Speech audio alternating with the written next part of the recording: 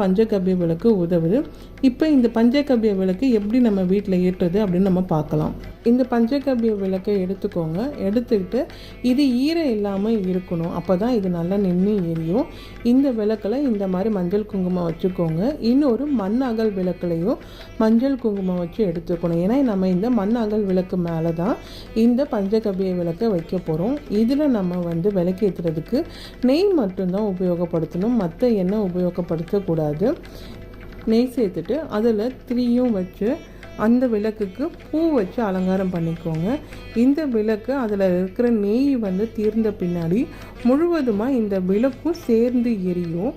அதை வந்து நல்லாவே முழுசாகவே எரிய விட்டுடுங்க. எரிஞ்ச பின்னாடி ஒரு சில பேர் வந்து அதில் அப்படியே வந்து சாம்பிராணியும் சேர்த்துக்குவாங்க.